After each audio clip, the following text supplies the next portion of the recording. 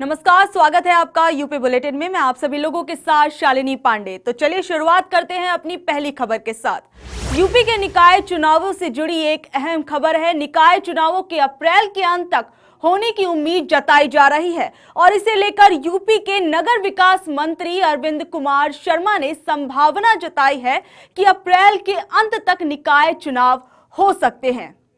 UP में शहरी निकाय चुनाव को लेकर राजनीतिक सरगर्मियां फिर से तेज हो गई हैं।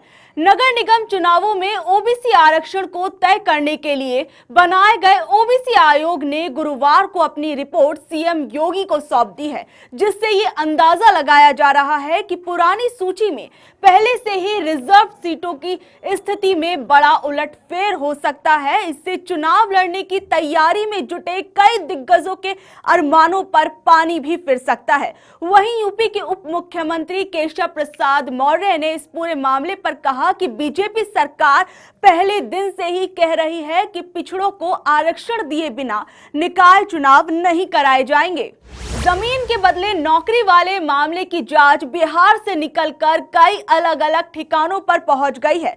सुबह से ही ईडी लालू प्रसाद यादव के रिश्तेदारों पर जहां धड़ाधड़ छापेमारी कर रही है, तो इसी कड़ी में ईडी ने गाजियाबाद में लालू के समधी के आवास पर ईडी ने दस्तक दी और सुबह से लालू के समधी और सपा नेता जितेंद्र यादव के घर पर जांच चली। अब इस खबर से जुड़ी ज्यादा जानकारी के लिए चलते हैं आपको हमारे संवाददाता हैदर अली के पास। लैंड फॉर जॉब स्कैम मामले में लालू यादव समेत उनके करीबियों पर ईडी की कार्रवाई जारी है। तकरीबन 15 ठिकानों पर ईडी ने ये कार्रवाई की है और छापेमारी चल रही है। बिहार से लेकर उत्तर प्रदेश, दिल्ली और मुंबई पर ये छापेमारी की जा रही है। राहुल जो उनके दामाद हैं, गाजियाबाद में रहते हैं, उनके घर भी ईडी ने छापेमारी की है। आपको बता दें, लालू यादव के समधी जितेंद्र यादव हैं, जो कि लालू यादव की चौथी बेटी के ससुर हैं और उनके बेटे राहुल जो कि दामाद हैं लालू यादव के। गाज़ियाबाद में उनका घर है, उनके घर पर भी ईडी की छापेमारी चल रही है और ये बताया गया है कि तकरीबन 1 करोड़ रुपए का ट्रांजैक्शन राहुल यादव के अकाउंट से भी हुआ है। इसके अलावा लालू यादव की जो दूसरी बेटियां हैं, उनके घर पर भी ईडी की टीम पहुंची हुई है और लालू यादव और राबड़ी यादव से इस मामले में पहले ही पूछताछ हो चुकी है। आपको बता दें, ये उस वक्त का मामला है जब लालू यादव रेल मंत्री थे। उस समय जॉब के बदले ज़मीन लालू यादव ने अपने नाम लिखवाई थी, ऐसा कहा जाता है, और उसी की जांच सीबीआई भी कर रही है और इसी में मनी लॉन्ड्रिंग का एक मामला है जिसकी जांच ईडी कर रही है और लगातार लालू यादव और उनके परिवार पर शिकंजा कसता ही जा रहा है। हैदर अली, जगत 24/7 न्यूज़।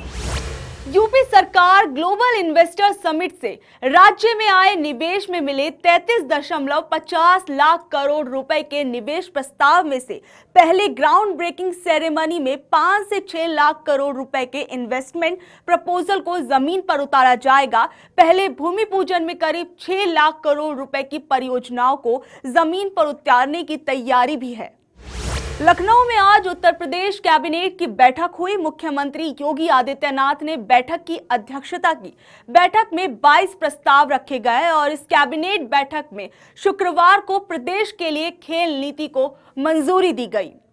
ये खबर किसान नेता राकेश टिकैत से जुड़ी हुई है। राकेश टिकैत के परिवार को बम से उड़ाने की धमकी मिली है। दरअसल बाहरी राज्यों की पंचायतों में शामिल होने पर भारतीय किसान यूनियन के अध्यक्ष राकेश टिकैत के परिवार को बम से उड़ाने की धमकी दी गई है और खबर ये भी है कि उनके बेटे गौरव टिकैत के मोबाइल पर धमकी भरी कॉल की गई और भौरकला थाने में मुकदमा दर्ज कराया गया। उसके बाद टिकैत ने गृह मंत्री अमित शाह को पत्र लिखकर सुरक्षा भी मांगी है।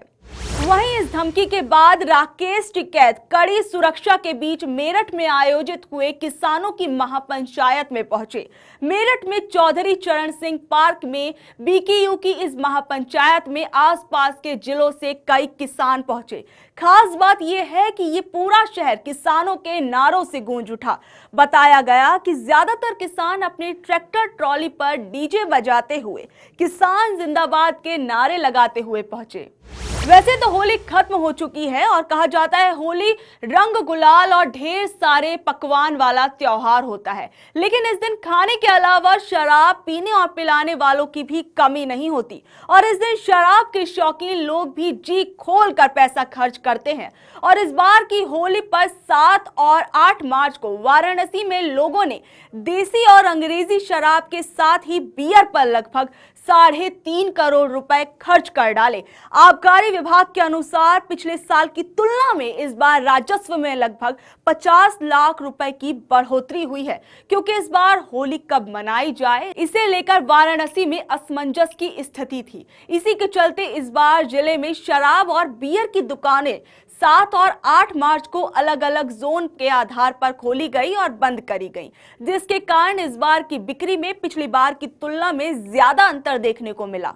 लखनऊ वासियों के लिए ये एक खुशखबरी है। दरअसल लखनऊ के केजीएमयू में अब सिर्फ ब्लड कैंसर ही नहीं बल्कि रक्त से होने वाली कई और बीमारियों की भी पहचान हो सकेगी।